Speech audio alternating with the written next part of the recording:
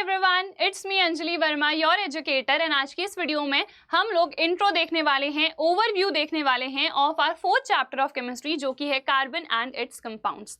तो देखो, इस चैप्टर का सबसे पहले हम सिलेबस देख लेते हैं कि एग्जैक्टली हम लोगों को इस पूरे चैप्टर में क्या क्या चीजें पढ़नी है। सबसे पहले कार्बन एंड इट्स कंपाउंड्स अगर चैप्टर का नाम है तो ऑब्वियसली यहाँ पर हम कार्बन के बारे में तो पढ़ेंगे ही, ठीक है। तो सबसे पहले हम देखते हैं कार्बन के बारे में, क्या इसका एटॉमिक नंबर है, क्या मास है, कैसे बॉन्डिंग करता है। इसमें होती है कोवेलेंट बॉन्डिंग। तो कोवेलेंट बॉन्ड क्या है, सबसे पहले हम वो सीखते हैं।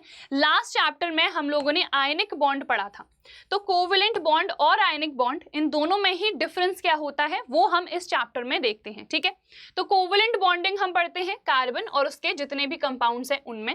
देन ये जो कार्बन है ना, इसके बहुत सारे कंपाउंड्स पॉसिबल हैं, बहुत सारे कंपाउंड्स बनते हैं। तो क्यों बनते हैं, आखिरकार ये इतना वर्सेटाइल क्यों होता है, क्या रीजन है? दो रीजंस होते हैं, वो हम डिटेल में डिस्कस करते हैं। फिर होमोलॉगस सीरीज क्या होती है, ठीक है, किनको हम होमोलॉगस सीरीज कह सकते हैं, कुछ इनकी स्पेसिफिक प्रॉपर्टीज होती हैं, वो हम डिस्कस करते हैं। Then nomenclature, very important topic. Carbon के कंपाउंड्स का IUPAC नोमेनक्लेचर हम लोग पढ़ते हैं कि किसी भी कंपाउंड को अगर मुझे नेम देना है तो मैं कैसे उसको नेम दूंगी, कैसे उसका हम नामकरण करेंगे, ठीक है। जैसे बचपन में हम लोग का नामकरण होता है, सेम वैसे ही ये जो कार्बन के कंपाउंड्स हैं, ऑर्गेनिक कंपाउंड्स हैं, इनका नोमेनक्लेचर होता है। तो कैसे हम वो करेंगे, वो हम यहाँ पर कुछ जो सेट ऑफ रूल्स हैं वो देखते हैं, ठीक है। फिर उसके बाद फंक्शनल ग्रुप्स क्या होते हैं।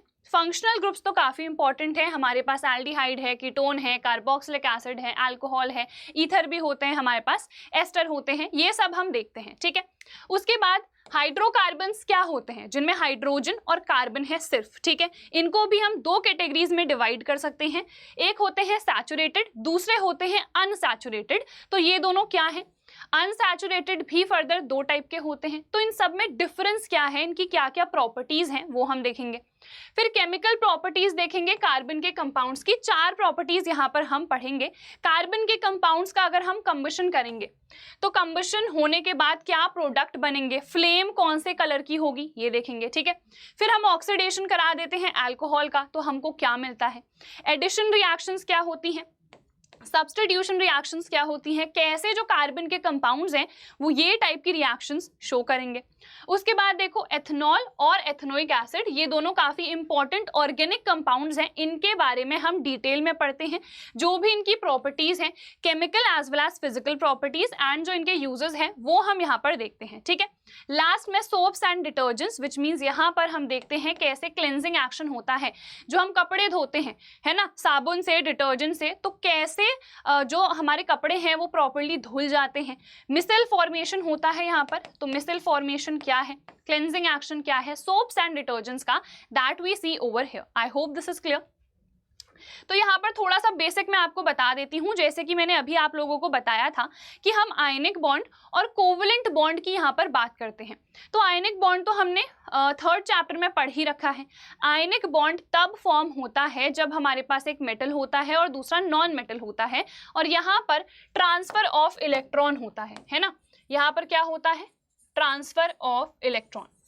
जो हमारे पास मेटल है, जैसे सोडियम क्या है, मेटल, इसके पास एक इलेक्ट्रॉन था, इसने इसको क्या कर दिया, डोनेट कर दिया, तो इसने क्या बनाया, Na+, which means cation, positive ion. और ये क्लोरीन ने इलेक्ट्रॉन को एक्सेप्ट करा तो नेगेटिव चार्ज ज्यादा आ गया, तो विच मीन्स यहाँ पर इस पे नेगेटिव चार्ज आ जाएगा, ये एनायन बनाएगा। तो ट्रांसफर ऑफ इलेक्ट्रॉन यहाँ पर हो रहा है। बट अगर हम कोवेलेंट बॉन्ड की बात करें तो यहाँ पर ट्रांसफर नहीं होता है, यहाँ पर शेयरिंग होती है। शेयरिंग इज केयरिंग, और ये जो कोवेलेंट कंपाउंड्स हैं ये शेयरिंग ही शो करते हैं। जैसे यहाँ पर H2O है, पानी है, तो यहाँ पर देखो इलेक्ट्रॉन्स की क्या हो रही है, शेयरिंग, ठीक है। एक इलेक्ट्रॉन इसका, एक इलेक्ट्रॉन इसका, इस तरीके से शेयरिंग होती है। एक एग्जांपल देती हूँ, सबसे सिंपल हाइड्रोजन। हमें पता है हाइड्रोजन के आउटर मोस्ट शेल में एक ही इलेक्ट्रॉन होता है, बट अगर इसे अपना डबलेट पूरा करना है, यानी कि आउटर मोस्ट शेल में 2 इलेक्ट्रॉन्स कंप्लीट हो, तो ये क्या करेगा, ये दूसरे हाइड्रोजन एटम के साथ शेयरिंग करेगा, ठीक है। जैसे हमने ये 2 हाइड्रोजन इस तरीके से बना दिए, ठीक है। एक इलेक्ट्रॉन इस वाले हाइड्रोजन का है और दूसरा इलेक्ट्रॉन इस वाले हाइड्रोजन का है।